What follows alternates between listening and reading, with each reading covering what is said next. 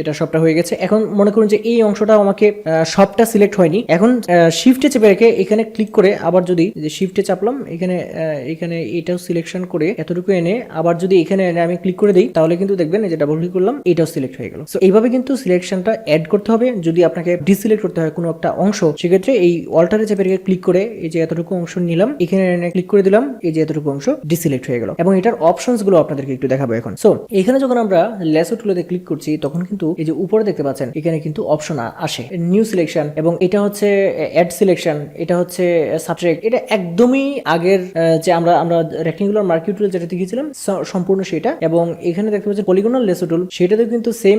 এবং এখানে যখন আমরা ম্যাগনেটিক লেসো টুলে আসি, তখন কিন্তু এখানে ম্যাগনেটিক লেসো টুলের কিছু বিষয় আসে, যেমন ফেদারও ওই আগের মতোই, আগের রেক্টেঙ্গুলার মার্কিউ টুলে যেটা দেখিয়েছিলাম সেটার মতোই। কিন্তু এখানে দেখুন, এখানে আছে হচ্ছে ফ্রিকোয়েন্সিটা কি, ফ্রিকোয়েন্সি যদি আমরা 100 দিই, দেখুন 100 দিই, তাহলে কিন্তু এখানে ক্লিক করে যখন আমরা এবার আসতে থাকবো, তখন কিন্তু দেখছেন ডটের পরিমাণ প্রচুর বাড়ছে এবং এটা একুরেসিটা অনেক ভালো হচ্ছে। দেখুন একুরেসিটা অনেক ভালো হচ্ছে, একদমই একুরেট হয়ে কিন্তু যাচ্ছে, দেখতে পাচ্ছেন। কন্ট্রোল ডি দিলে ডিসিলেক্ট করে দিলাম। এখন যদি এখানে আমি 15 দিই, তাহলে দেখুন ফ্রিকোয়েন্সিটা এই যে দেখুন কত দূরে কিন্তু এক একটা ডট পড়ছে আর ভালো হচ্ছে না। তো এই ফ্রিকোয়েন্সি জিনিসটা হচ্ছে এটা কিন্তু এখান থেকে নিয়ন্ত্রণ করা যায়। এখানে হচ্ছে যে ফেদার যদি আপনি এখানে বাড়িয়ে দেন, যেমন এখানে যদি 20 দিয়ে দেন এবং এটাকে যদি আপনি নেন, সো আগের মতো কিন্তু সেম একদম। আপনি যদি কোনো ধরনের এই ব্যাকগ্রাউন্ডটাকে ডিলিট করতে চান, তাহলে এই যে ব্যাকগ্রাউন্ড যেটা আছে এখানে দেখতে পাচ্ছেন, এটাকে ডাবল ক্লিক করে রিলিজ করতে হবে। প্রথমে এখানে ওকে দিতে হবে, তারপর এখানে যদি এই ব্যাকগ্রাউন্ডটা ডিলিট করতে চান, তাহলে এখানে ডিলিটে চাপেন। এই যে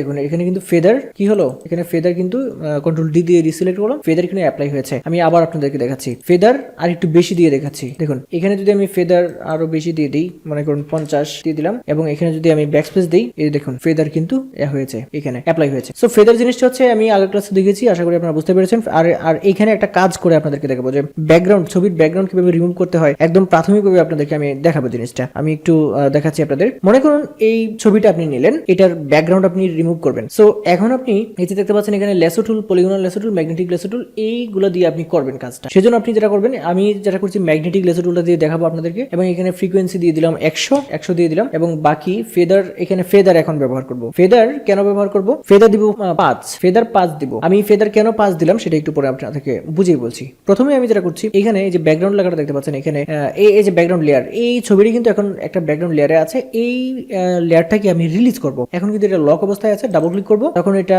এখানে একটা ডায়লগ বক্স আসবে, এখানে ওকে দিয়ে দিবেন, তাহলে এটা রিলিজ হয়ে যাবে। এখন কিন্তু রিলিজ হয়ে গেছে। এখন আমি যেটা করব, ক্লিক করে এখান থেকে শুরু করছি এবং আস্তে আস্তে মাউসটাকে এদিকে একদম সাইডটা বরাবর দিয়ে আমি এভাবে ঘুরিয়ে নিচ্ছি। এভাবে ঘুরিয়ে নিলে সুন্দরভাবে সিলেকশনটা হবে। এভাবে ঘুরিয়ে নিচ্ছি। সো এখানে একটু এই যে দেখতে পাচ্ছেন একটু উল্টাপাল্টা হয়ে গেছে। যদি এরকম হয় তাহলে ব্যাকস্পেসে চাপ দিবেন।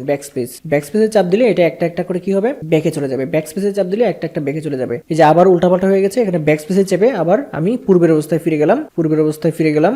আবার এটাকে কি করব, এই অংশটাতে এনে ডাবল ক্লিক করব। ডাবল ক্লিক করলে এটা সিলেকশন হয়ে যাবে। সো এখন সিলেকশন হয়েছে। এখন যে সিলেকশনটা হলো, এখন কিন্তু আমার ছবিটা সিলেকশন হয়েছে। এখন যদি আমি ডিলিট বাটনে চাপ দিই, তাহলে আমার ছবিটা ডিলিট হয়ে যাবে। এই দেখতে পাচ্ছেন ছবি ডিলিট হয়ে গেছে। কিন্তু এখন যদি আমি কন্ট্রোল শিফট আই দিই, তাহলে ইনভার্স হবে। কন্ট্রোল শিফট আই, যেটা আমি পূর্বের ক্লাসে কিন্তু আপনাদের দেখিয়েছি। অথবা আপনি যেটা করতে পারেন, এখানে এই সিলেক্টে ক্লিক করে এই যে ইনভার্স লেখাটা দেখতে পাচ্ছেন, এখানে ক্লিক করে দিবেন। তাহলে কি হবে, আগে ছিল ভিতরের দিকে সিলেকশনটা, এখন বাইরের দিকে সিলেকশন হয়ে গেছে। এবং আমি কিন্তু এখানে ফেদার দিয়েছিলাম 5 পিক্সেল। এখন যদি আমি ব্যাকস্পেস দিই, তাহলে দেখুন যে সুন্দরভাবে কিন্তু এটা কেটেছে। এই যে দেখুন সুন্দরভাবে কিন্তু এটা কেটেছে। কন্ট্রোল ডি দিলাম, দেখুন কত সুন্দরভাবে এটা কেটেছে। যদি আমি এখানে সিলেকশনটা মানে ফেদারটা না দিতাম, তাহলে কি হতো, ফেদার যদি না দিতাম তাহলে কি হতো সেটা আমি দেখাচ্ছি, দাঁড়ান। মনে করুন ফেদার না দিলে আমি এখানে একটু দেখাচ্ছি আপনাদেরকে। এখানে মনে করুন এতটুকু অংশ আমি নিলাম। এখন আমি প্রথমে আমি এখান থেকে ফেদারটা সরিয়ে নিচ্ছি, কন্ট্রোল ডি দিয়ে ডিসিলেক্ট করে দিলাম। এইখানে প্রথমে ফেদারটা আমি 0 দিয়ে দিচ্ছি। এখন মনে করুন এতটুকু আমি সিলেকশন নিলাম, নিয়ে এখন আমি